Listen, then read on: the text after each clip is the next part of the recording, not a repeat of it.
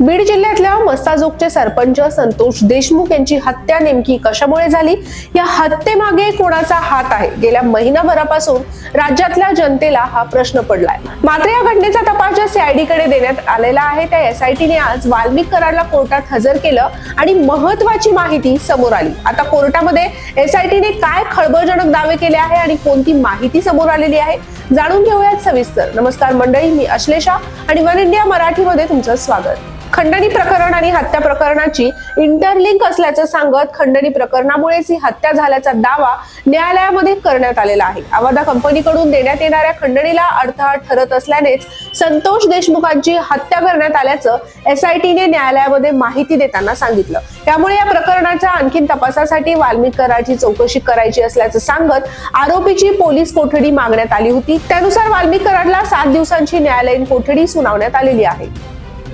संतोष देशमुख हत्या प्रकरणी एसआयटीने बीड न्यायालयामध्ये दिलेल्या माहितीमध्ये अनेक मोठे खुलासे केले। वारंवार अवादा कंपनीकडे आरोपींकडून खंडणी मागण्यात येत होती, पण कंपनीने ती दिली नाही। यावेळी संतोष देशमुख हेच खंडणीसाठी अडथळा ठरत असल्याने त्यांची हत्या करण्यात आल्याचं एसआयटीने न्यायालयामध्ये म्हटलंय। एसआयटीने न्यायालयामध्ये 7 दावे केले। सुदर्शन घुले, वाल्मिक कराड आणि चाटे यांनी अवादाच्या अधिकाऱ्यांना धमकावून खंडणी दिली नव्हती। अवादा कंपनीची बाजू घेत देशमुखांनी सुदर्शन घुलेंना सुद्धा आव्हान दिलं होतं। खंडणीला अडथळा ठरले म्हणून वाल्मिक कराड आणि इतर आरोपींनी संतोष देशमुख यांची हत्या केल्याचा दावा एसआयटीने केला आहे। एसआयटीने कोर्टामध्ये 7 दावे केले आहेत। हे दावे नेमकं कोणते आहेत ते पाहूया। 9 डिसेंबर 2024 रोजी सुदर्शन घुले आणि त्यांच्या साथीदारांनी मयत संतोष देशमुख यांचं अपहरण करून त्यांचा खून केला। या काळामध्ये सुदर्शन घुले, विष्णू चाटे आणि वाल्मिक कराड यांचे घटनेच्या अगोदर, नंतर आणि घटनेदरम्यान एकमेकांना कॉल असल्याचे सीडीआर वरून स्पष्ट दिसतंय।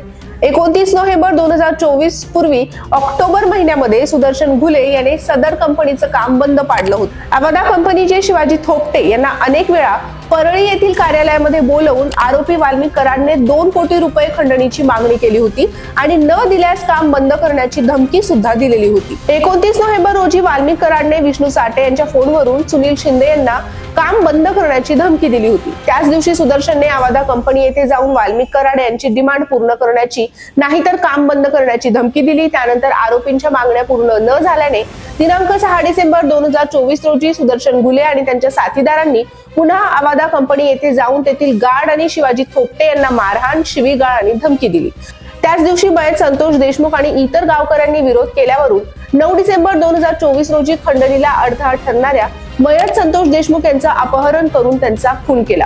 दरम्यान वरील सर्व घटना होत असतानाच्या काळात आरोपी वाल्मिक कराड इतर आरोपींच्या संपर्कात असल्याचं सीडीआर वरून दिसून आलंय। या गुन्ह्यातील आरोपींना कट करून अत्यंत गंभीर स्वरूपाचा गुन्हा केलेला आहे। सदर गुन्ह्यातील एक आरोपी अटक होणं अजून बाकी आहे।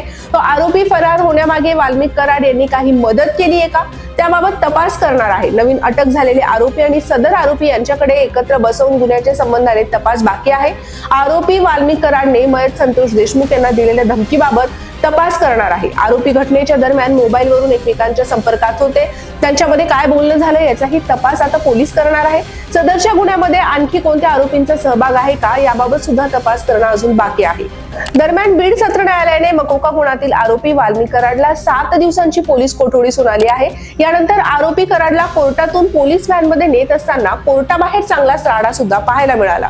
वाल्मिक कराडच्या समर्थनार्थ अनेकांनी घोषणाबाजी केली तर काहींनी वाल्मिक कराडच्या विरोधातही घोषणाबाजी केली आहे। राष्ट्रवादी काँग्रेस शरद पवार पक्षाच्या महिला कार्यकर्ता ऍडव्होकेट हेमा पिंपळे यांनी घोषणाबाजी करत गृहमंत्र्यांनी बीड जिल्ह्यातून यावं असं म्हटलं, तर काही वकिलांनीही संविधानाचा दाखला देत वाल्मिक कराडवर चुकीच्या पद्धतीने गुन्हे दाखल करण्यात आल्याचं म्हटलंय। त्यामुळे बीडच्या कोर्टाबाहेर राडा पाहायला मिळाला। कोर्टाबाहेर वकिलांचेच 2 गट दिसून आले। त्यापैकी एक महिला वकिलाने वाल्मिक कराडवर आरोप करत फाशीची शिक्षा द्या म्हणत घोषणाबाजी केली, तर एका वकिलाने वाल्मिक कराड यांच्यावर चुकीच्या पद्धतीने गुन्हे दाखल केल्याचं म्हणत त्यांचं समर्थन केलं। आंदोलनाच्या माध्यमातून दबाव टाकला जात असल्याचंही म्हटलंय। त्यानंतर पोलीस आणि इतर सुरक्षा रक्षकांनी संबंधित आंदोलकांना ताब्यात घेतल्याचंही पाहायला मिळालं।